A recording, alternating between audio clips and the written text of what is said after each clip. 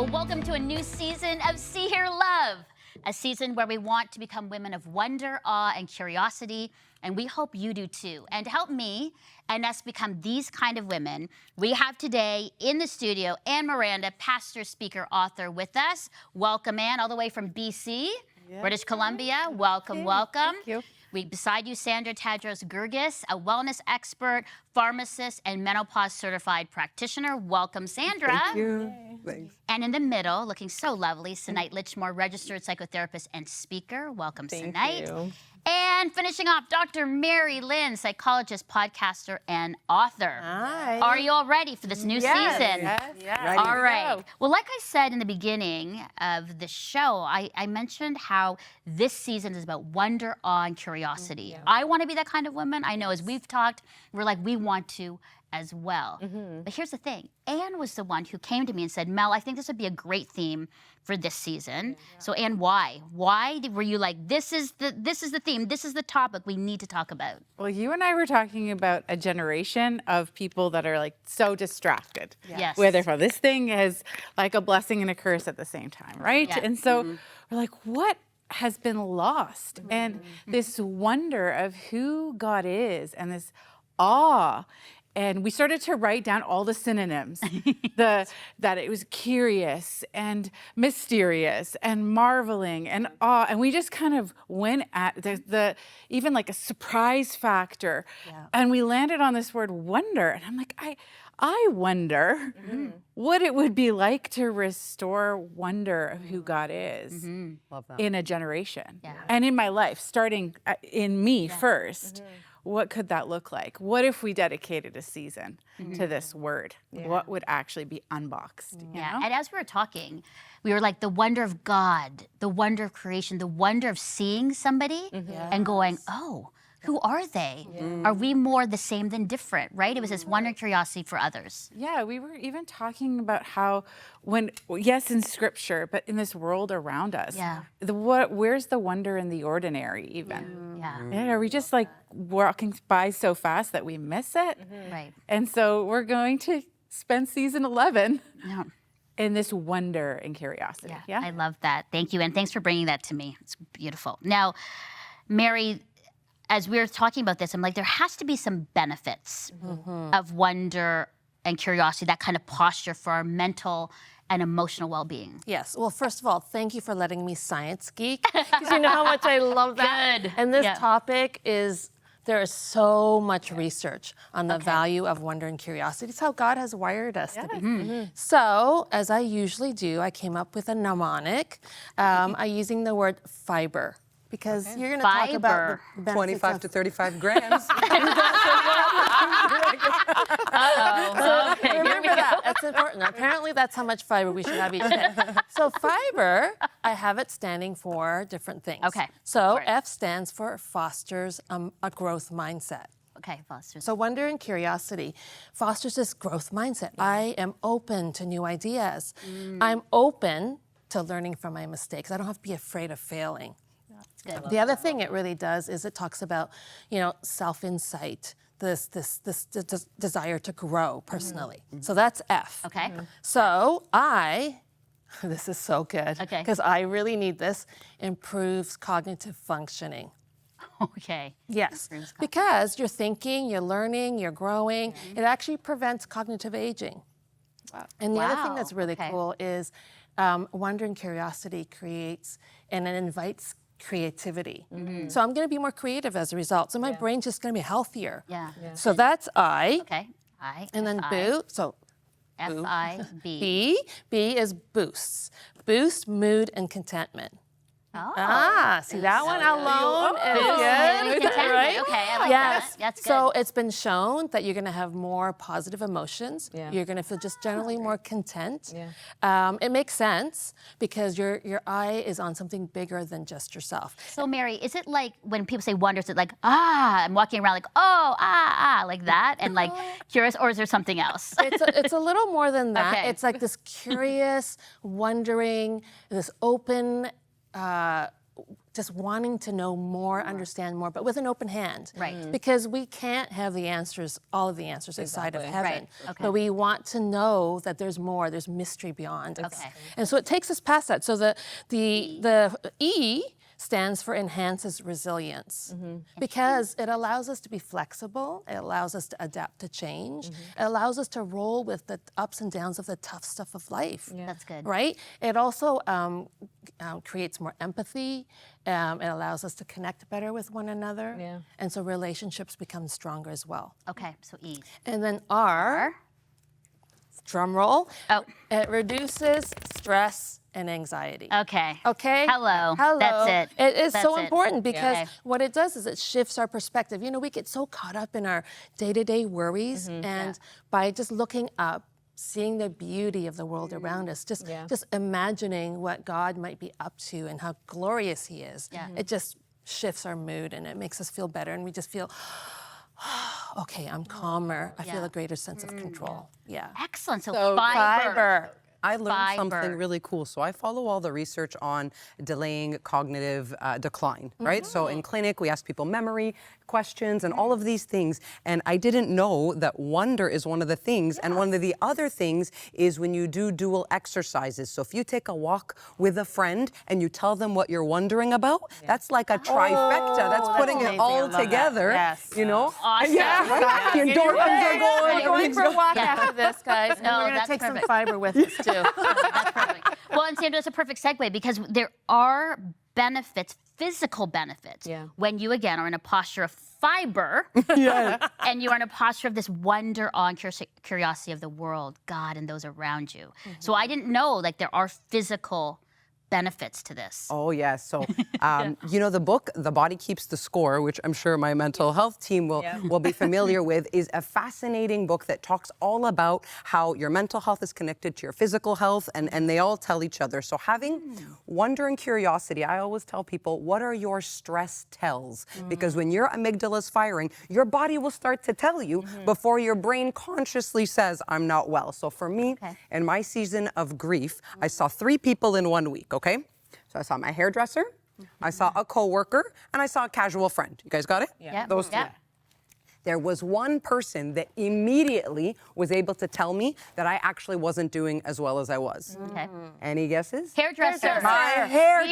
Yes. You know? Yeah, And hairdresser. something you never want to hear, right? When he was washing my hair out. So he spun the thing around, you know, frizzy hair, half wet dog, you know, cape on. And he looked me in the eye and said, Sandra, what's going on?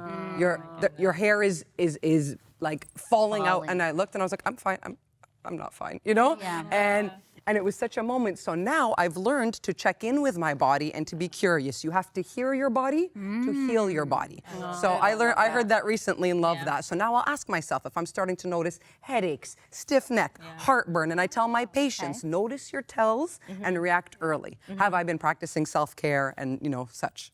Okay, so wonder, awe, and curiosity, those kinds of like outward sort of positive things impact our physical being and body. Our body sometimes knows it sooner. Well, a lot of times knows it sooner than we know mentally, Absolutely. right? Yes. So that little twitch in my eye might mean a little something. And what's so interesting about this conversation is that this sounds so basic, you know? Right. And I think it sounds basic because it's counterintuitive to the culture that we're in today. You know, we want to go through the fast food line. Yeah. We want to go to ChatGPT to get all the answers. Yeah. We want instant gratification. And Right. so to foster curiosity and wonder would require us to literally slow down. You know what I mean? Yeah, I literally exhaled. Counterintuitive Yeah. to what we do. It would force us to move towards like humility and away from pride. So away from like, I know all the answers, I can Google all the answers, versus let me just slow down. Let me ask some questions, right? It helps us move from like judgment to like, I might not know, to curiosity. And I'm not the only, I know I'm not the only one that's like judgmental, but sometimes I can be a little bit judgmental. And usually more towards myself. Where Yes. it's like, Way you more know, to ourselves. when something goes wrong, you're like, oh, that happened because I'm lazy. Yes. Oh, that happened because I wasn't organized. Yeah. Right. And when we move from judgmentalness to like curiosity, we open ourselves up to like wonder and open ourselves up to compassion and kindness. Like, I wonder why I was exhausted. I wonder why this has been a hectic week. Totally. And then when we do that with ourselves, we can do that towards other people. But it really starts with ourselves and also with God. You know, are we interpreting our experiences and circumstances through the lens of the Bible or through what we think is true and what we think might be going on, right? So good. So it's And just those are fascinating. and Sai, those are great points about like because people are like, okay, I want to be people of wonder and awe and curiosity, and we just were sharing, but how we foster that. I think there's a whole bunch of things like stop being judgmental, have more compassion for yourself and others. What are other things you think you guys would be ways to foster wonder and curiosity in your own life? Well, I love that we're talking about like the art of asking questions. I'm in school right now, and there's a variety of thoughts when you're learning things. And the professor has this statement that if she can feel like the tension that's in the room sometime because there's so many different thoughts. And she goes, I wonder. And she just does this little thing. And then she asks a follow-up question. I wonder if we thought about this. Or I wonder, tell me more. And then all of a sudden, there's a conversation that opens up. That's so cool. And that's what's so important. I think, you know, Sinead, as you're saying, and Mary and Sandra, of the benefits for our whole selves. But I think where at the heart of this comes for me is when we look at the world in the state it's in.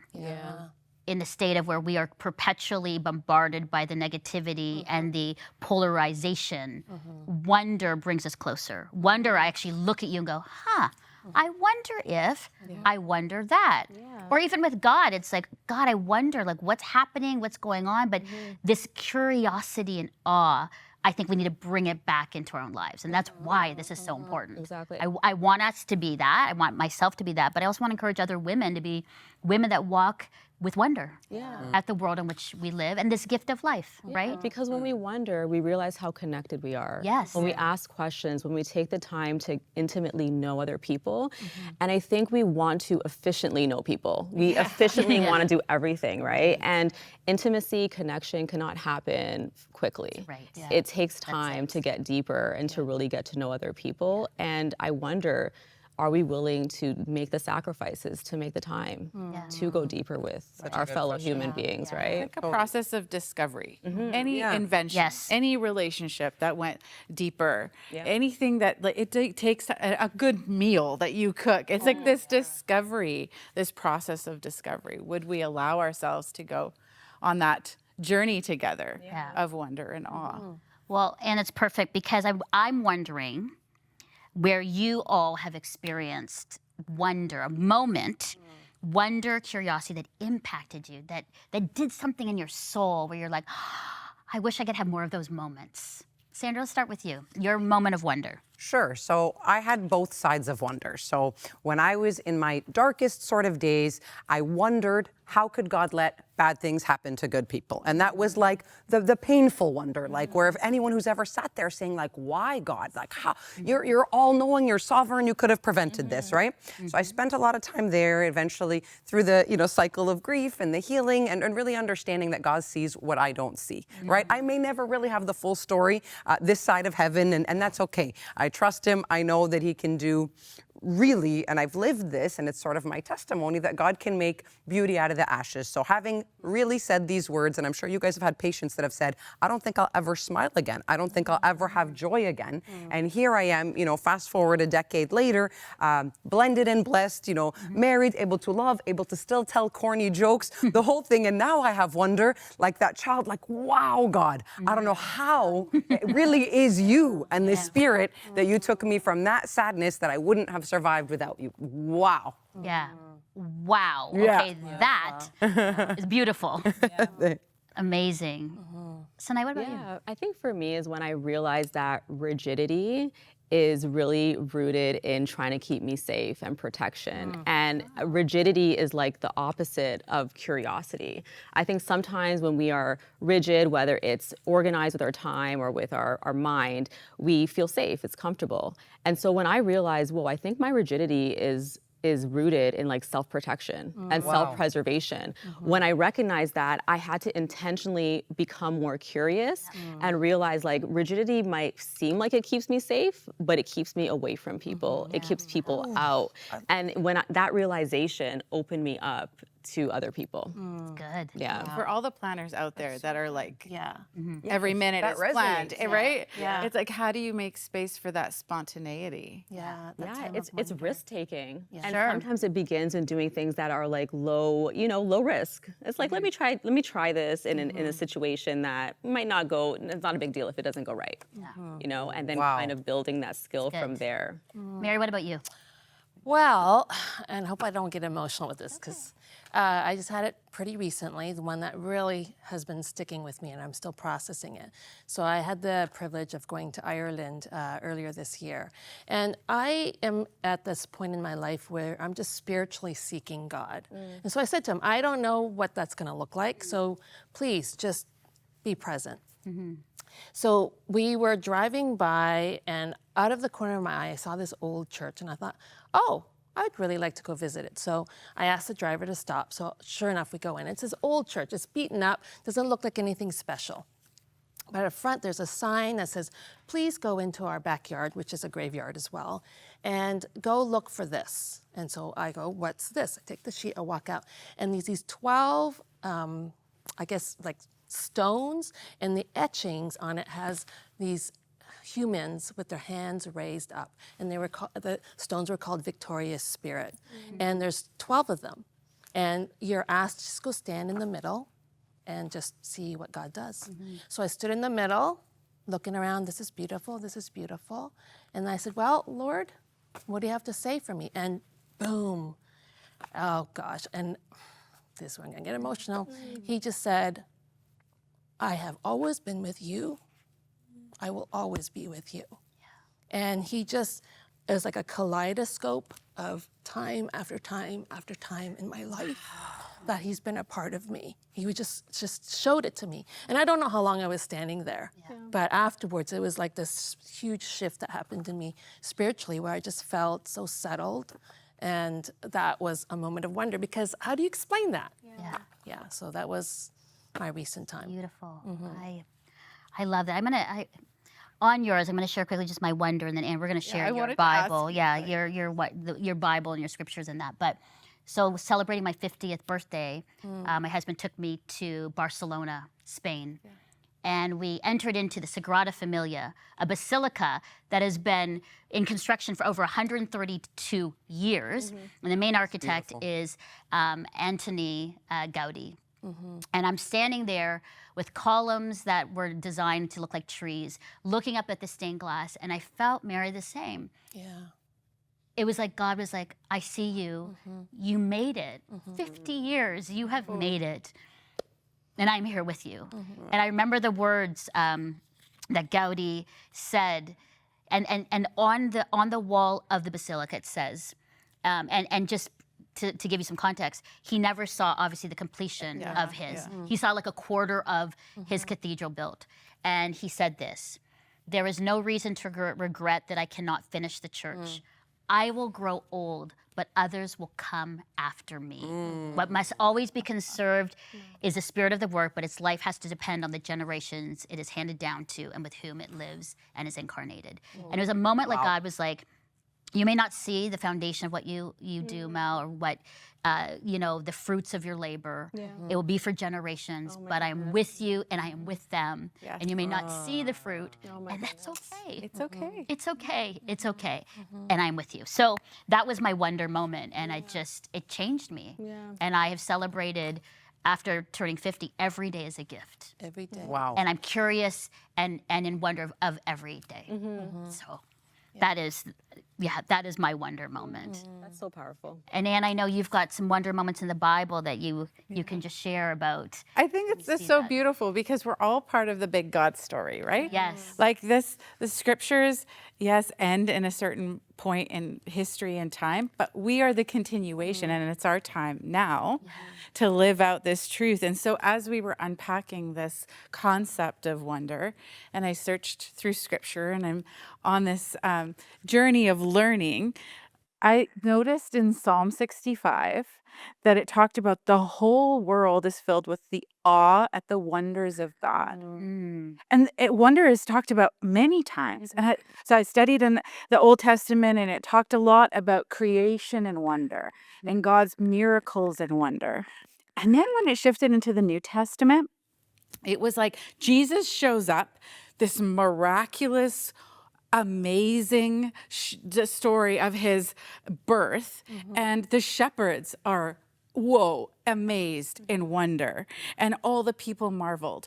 And then again it showed up when he got older, and there was miracles. In Luke 5 it talks about everyone's amazed. They're like in this awe again, praising God, because they're saying, we've seen remarkable things. And I'm like, God, I want to see remarkable things. If you say here they saw remarkable things, what about now? Yes. I want to see remarkable things. Yeah. And then I kept reading. And so then continuing in Luke chapter 7, now it flipped the script, and it's Jesus marvels at the faith of many. There's many people, but this centurion, he marvels at his faith.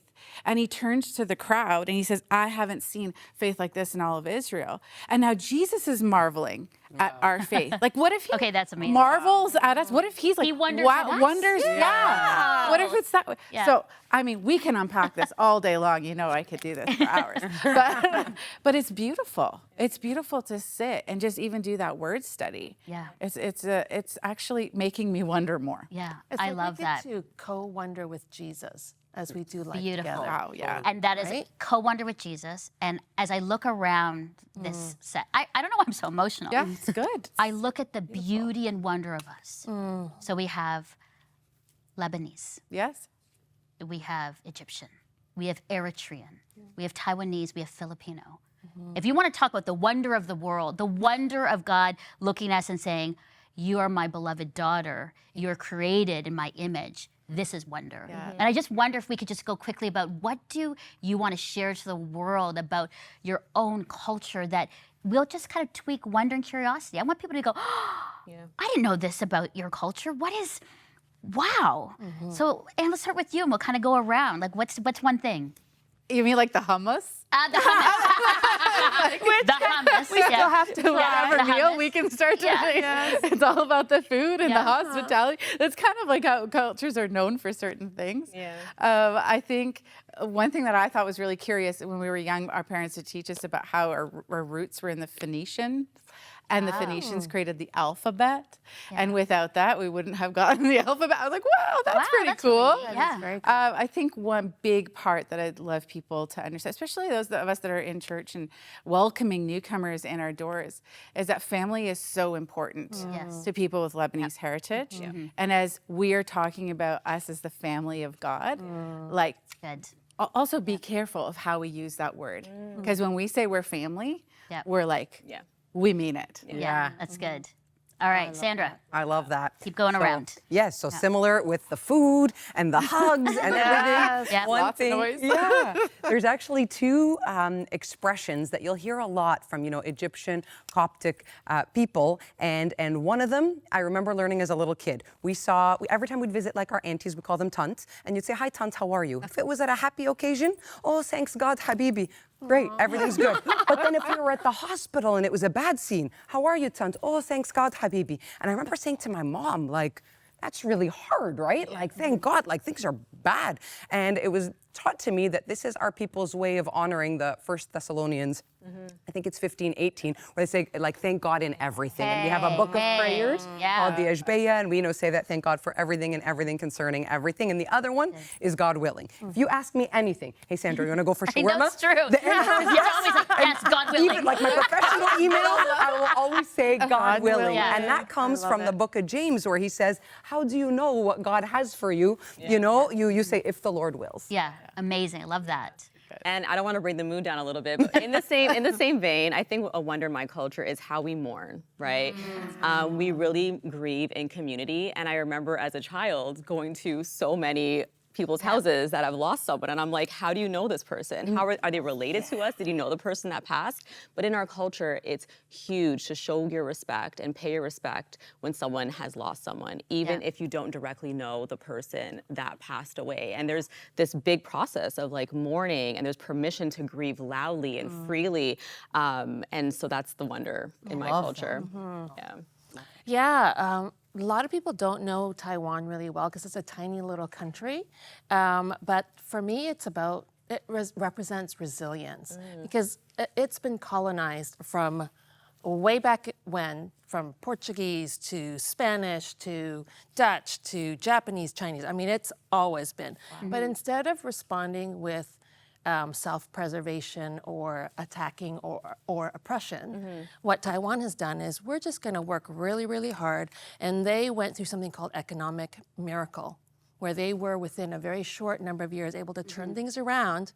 You got a lot of things made in Taiwan now that are worth. And so because of the economic stability, they were able to manage without aggression to be able to survive and thrive. So I think that's amazing. That is amazing. And for the Filipino culture, I mean, how could you not know we're about hospitality, parties, and celebration? But there is a word, just quick, it's called kapwa. And it's actually this philosophical concept that means that others are a part of yourself.